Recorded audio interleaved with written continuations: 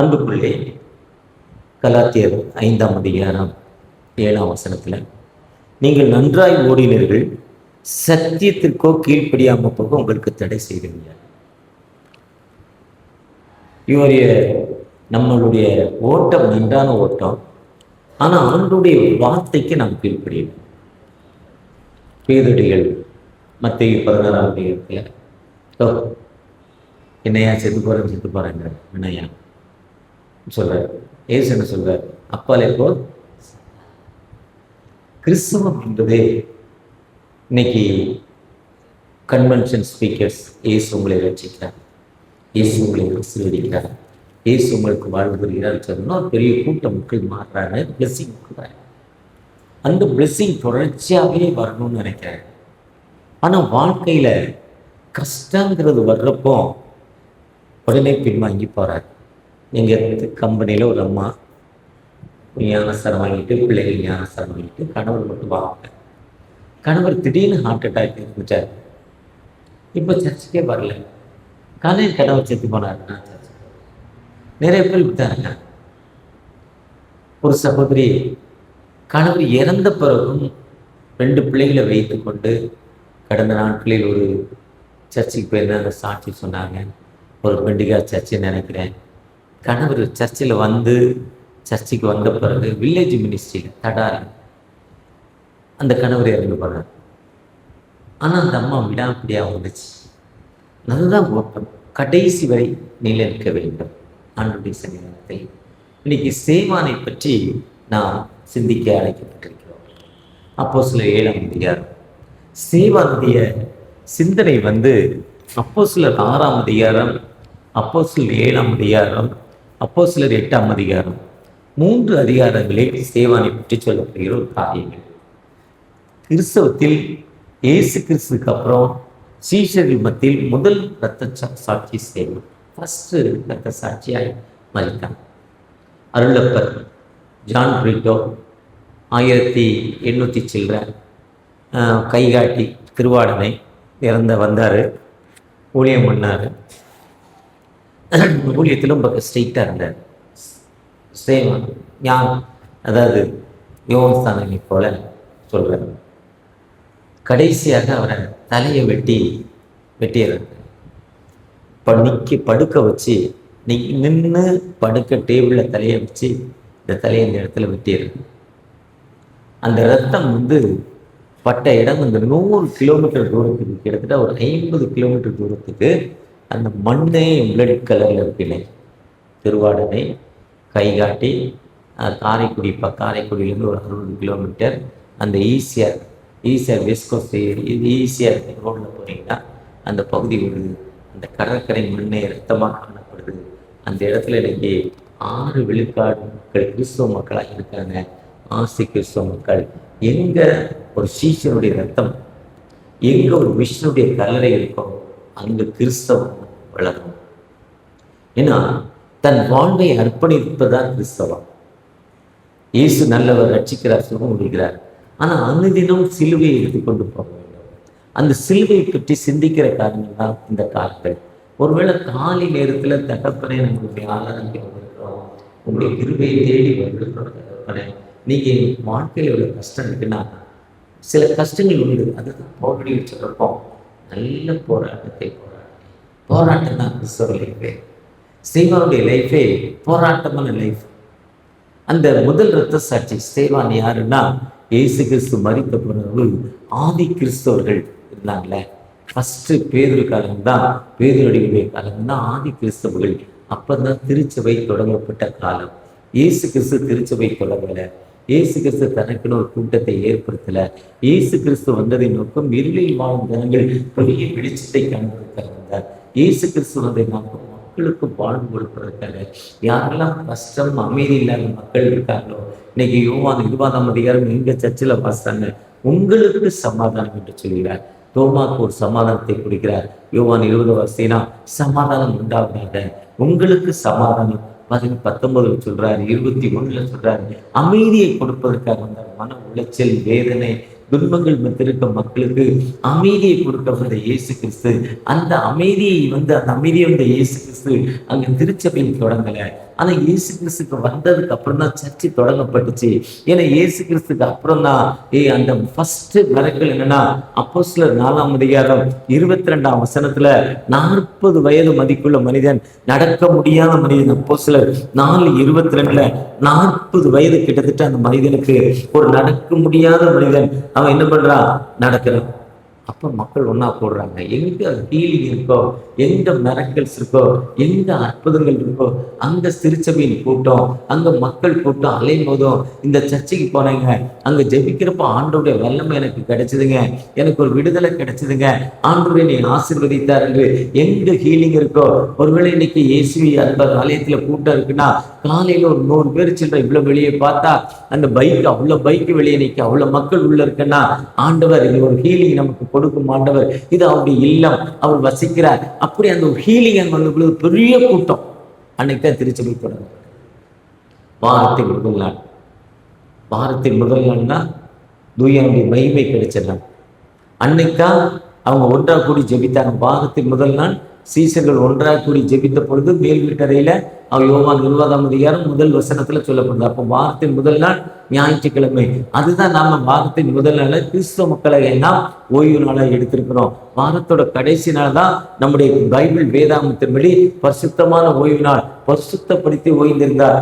6 நாட்கள் வேலை செய்தார். 6 நாட்கள் வேலை செய்து 7ஆம் நாட்களோ ஓய்ந்திருந்தார். அதை பரிசுத்தப்படுத்தி ஓய்ந்திருந்தார். ஆதியாகமம் 2ஆம் அதிகாரத்தில் சொல்லப்பட்டிருக்கு.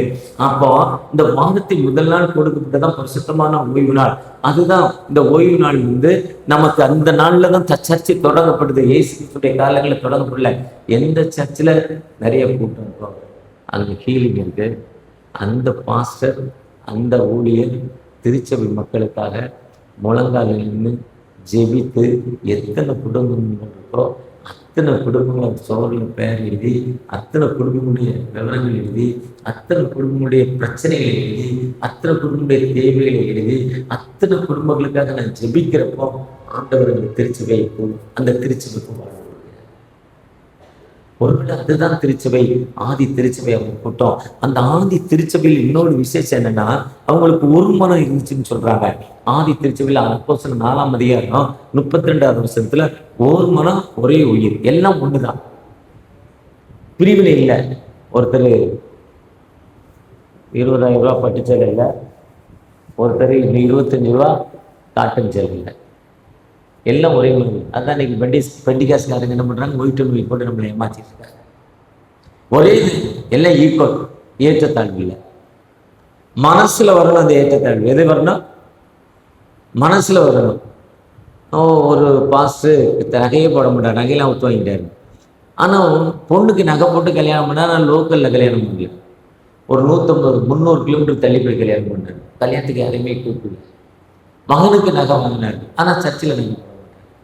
என் கூட பாஸ்டர் ஒருத்தர் வந்திருக்காரு, பொண்ணு பார்த்தாரு. பொண்ணு வீட்டில் நகை போடுவேன், நகை போட்டா எனக்கு பொண்ணு வேண்டாம், நகை போட்டா எனக்கு இப்படியே இருக்காங்க, இப்படியே இருக்கு. ஆனா அவங்க என்ன பண்ணாங்க, எல்லாம் தனக்குள்ள பண்ணாங்க. அப்போஸ்தலர் 4ஆம் அதிகாரத்துல ஒரு மனம் இருந்தது, ஒரு உயிர் இருந்தது. அவனுக்கு பிக்சர் வச்சுக்கல, கொடான் சர்ச்சி பாஸ்டருடைய காலில் வச்சுட்டா, பாஸ்டர் யாருக்கு என்ன வேணுமோ என்ன பண்ணாரு, பகிர்ந்து கொண்டார். இந்த ஏழை சிறுவன் 2 மீன் 5 அப்பம் கொண்டு இயேசு கிட்ட கொடுத்துட்டா, ஜீசஸ் வாங்கினாரு, பிச்சு எல்லாத்துக்கும் கொடுத்துட்டாரு. இதுதான் கிறிஸ்தவம். ஆனா இந்த பேசிக் கிறிஸ்தவம் ஏன்டே இல்லை, உங்ககிட்டே இல்லை. பிரசிக்கிற நம்மகிட்டே இல்லை, கேட்கிற நம்மகிட்டே இல்லை. அதுதான் நீ கிறிஸ்தவம் வளரல. கிறிஸ்தவம் வளராது ரீசன் என்னன்னா, பேசிக்கே என்னன்னா ஒரு மனம். இன்னைக்கு ஏற்றத்தாழ்வு இருக்கக்கூடாது. இன்னைக்கு திருச்சபையில ஏற்றத்தாழ்வுகள்.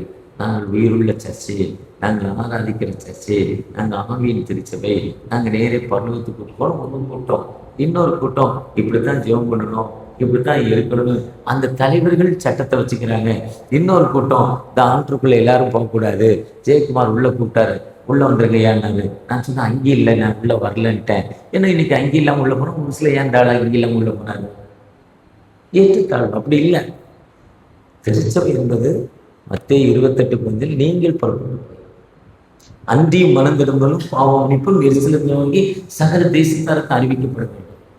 நீங்கள் உலகில் போய் சர்வ சிருஷ்டிக்கும் நீங்கள் நீ இப்போ நான் யார் தலையில கை வச்சேன்னா அன்னையார் தான் போகணும், பேதுரு தான் போகணும், பவுலடிகள் தான் போகணும்னு சொல்லலை. நீங்கள், அதுதான் கிறிஸ்தவத்துடைய அமைப்பு.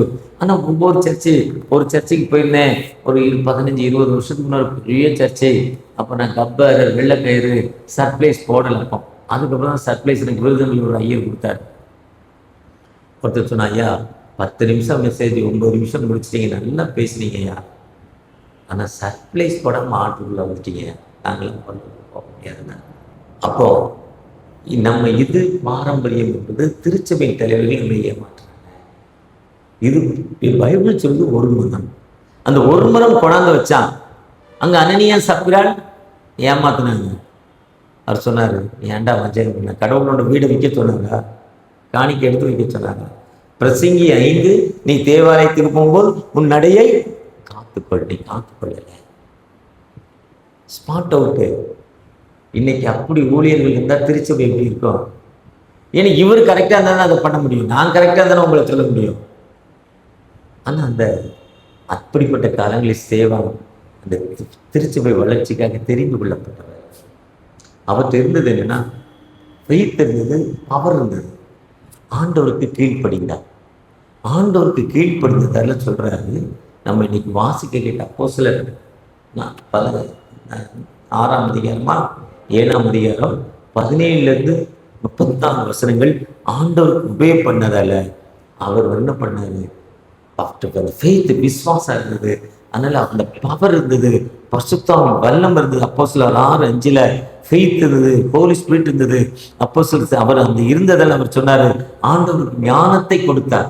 நீதிமொழிகள் 15:33 கர்த்தருக்கு பயப்படுதல் ஞானத்தின் ஆரம்பம். அப்போஸ்தலர் 6ஆம் அதிகாரம் 10ஆம் வசனத்துல அவருக்கு அந்த ஞானம் இருந்ததால அவர் சொன்னாரு, ஏய் தப்பு பண்ற, பைபிளே என்னன்னா உங்கள் பிதாக்கள் பாருங்க, ஆபிரகாம் எப்படி இருந்தாரு, மகனை போய் கொல்றானா, கொண்டுட்டார்ல.